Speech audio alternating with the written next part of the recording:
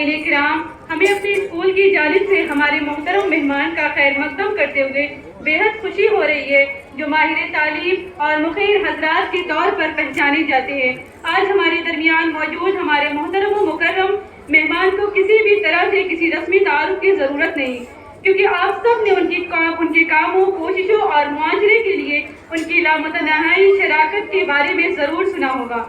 آج کی اس تاریخی نشست کے لیے جس ذات گرامی کے سر عہدہ صدر کا صحرا بنا ہے، وہ دنیائے علم و فن میں محتاج تعارف نہیں، جس کی طویل ترین علمی خدمات و دعوتی سرگرمیاں ایک روشن باب ہے، جس کی درس تربیت نے ہزاروں سنگفاروں کو تراش کر ہیرا بنا دیا۔ میری مراد شخصیت ساز محترم و مکرم جناب مولانا طاہر مدنی صاحب سے ہے، جنہیں میں اسٹیج پر دعوت دیتی ہوں کہ وہ یہاں آ کر ہمیں اپنی قیمتی باتوں سے روشناس کریں۔ الحمدللہ رب العالمین، والصلاة والسلام علی افضل المرسلین وعلی آلہ واصحابہ اجمعین، اما بعد۔ محترم مہمانان گرامی قدر، بزرگوں، عزیز نوجوانوں، پیارے بچوں، محترم ماؤں، بہنوں، عزیز طلباء اور طالبات، آج یہاں الفاروق پبلک اسکول کے سالانہ پروگرام میں شرکت کر کے بڑی خوشی ہوئی۔ یہاں کے بچوں نے، طلباء نے، طالبات نے جو پروگرام پیش کیا مختلف انداز کا، اس کے اندر بڑا اعتماد، بڑی خوبصورتی اور بڑی تاثیر تھی، جس سے اندازہ ہوتا ہے کہ منتظمین، معلمین اور معلمات بہت محنت کر رہے ہیں اور بہت ہی خلوص کے ساتھ اپنی خدمات انجام دے رہے ہیں۔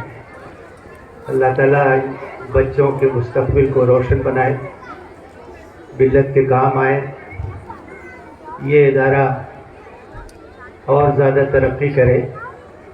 اس طرح کے تعلیمی ادارے ہمارے لیے سرچشمہ حیات ہیں، یہ زندگی کے سرچشمے ہیں، اور ہمیں اپنے دین اور اپنے ایمان سے وابستہ رکھنے کے ذرائع ہیں، ان پر ہماری بہت توجہ ہونی چاہیے اور ہر طرح سے ان کا تعاون کرنا چاہیے، ان کی اہمیت کو محسوس کرنا چاہیے۔ مولانا عمر صدیق ندوی صاحب نے ایک اہم بات کی طرف اشارہ کیا تھا کہ یہ تعلیمی ادارے، یہ مکاتب، یہ مدارس، یہ عصری تعلیمی مراکز، جہاں تعلیم کے ساتھ ساتھ تربیت کا نظم ہے اور اسلامی تعلیمات سے روشناس کرانے کی کوشش کی جاتی ہے، یہ ادارے اس بات کی ضمانت ہے کہ ہندوستان میں مسلمان اپنے دین اور ایمان کے ساتھ انشاءاللہ زندہ رہیں گے۔ یہ ادارے اگر کمزور ہو جائیں گے، یہ سوتے اگر خشک ہو جائیں گے، یہ سرچشمے اگر بند ہو جائیں گے، تو اس بات کی کوئی ضمانت نہیں ہے کہ آئندہ ہماری نسلیں اپنے دین اور ایمان پر کس طرح قائم رہیں۔ جو خطرات ہیں وہ بہت سنگین ہیں، جو منصوبے ہیں وہ بہت خطرناک ہیں، ہمیں اس کا احساس ہونا چاہیے اور سنجیدگی سے اس پہ توجہ دینی چاہیے۔ ہماری بربادیوں کے تذکرے ہر طرف ہیں اور ہر طرح کی منصوبہ بندی اس کے لیے کی جا رہی ہے۔ اگر ہم بیدار نہیں ہوں گے، کچھ کرنے کے لیے تیار نہیں ہوں گے، تو پھر افسوس کے علاوہ اور کوئی چارہ کار نہیں ہوگا۔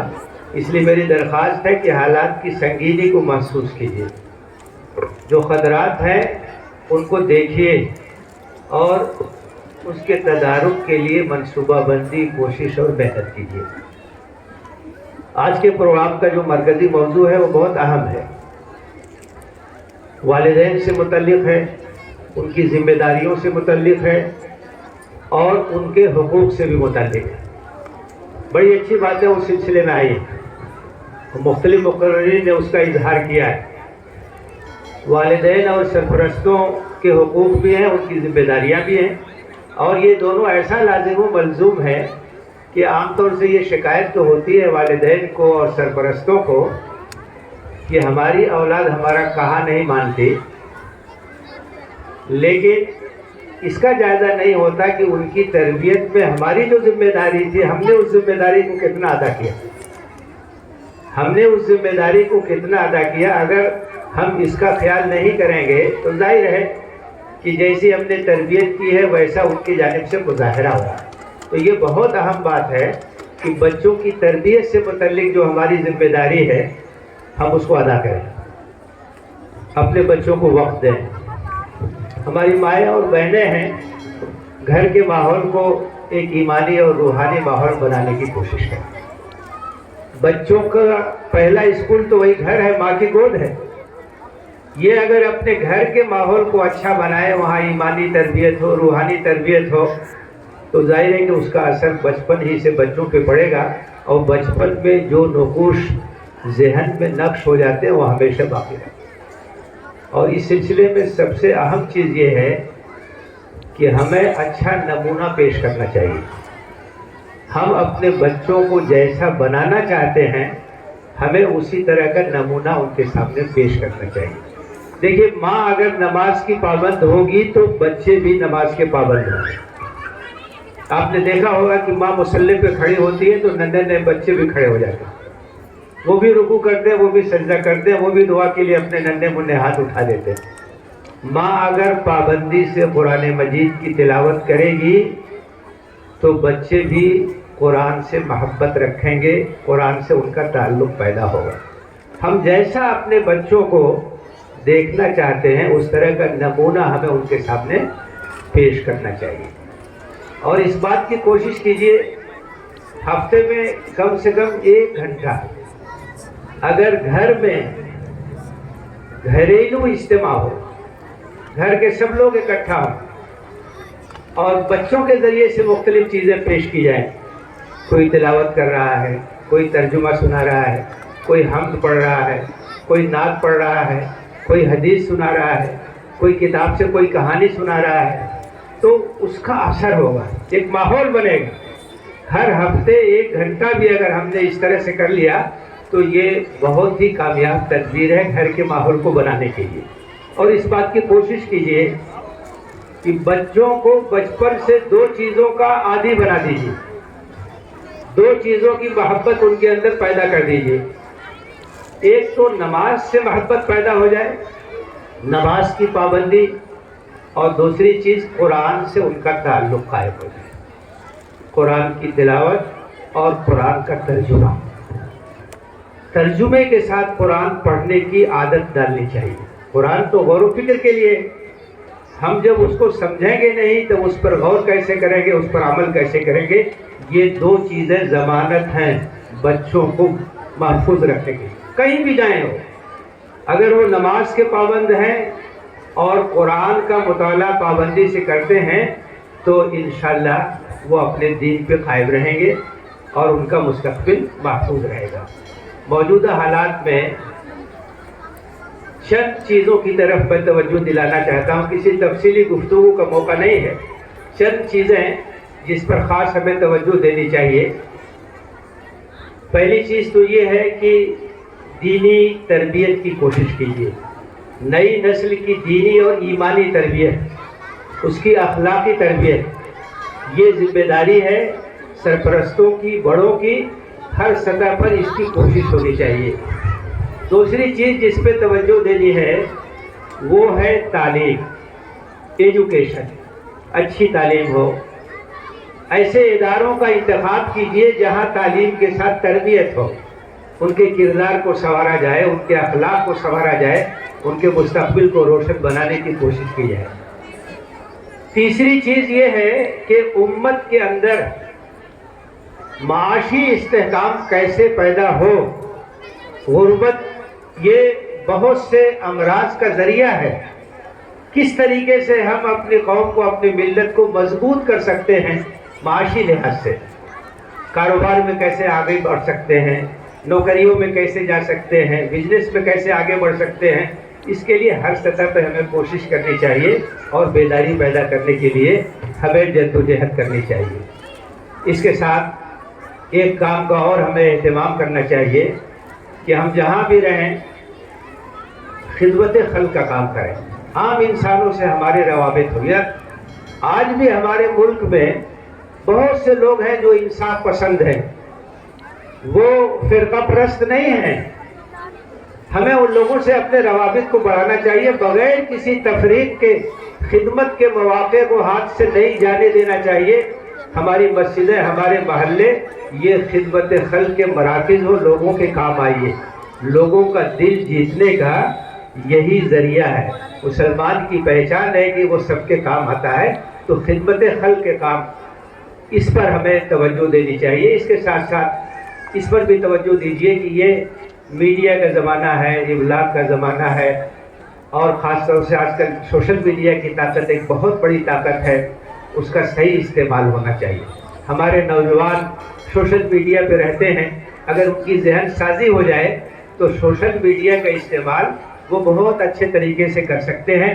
اپنے دین کا تعارف کرا سکتے ہیں، قرآن اور حدیث کی تعلیمات کو عام کر سکتے ہیں، بہت سی غلط فہمیوں کو دور کر سکتے ہیں، اور بہت سے تعمیری کام وہ اس کے ذریعے سے انجام دے سکتے ہیں.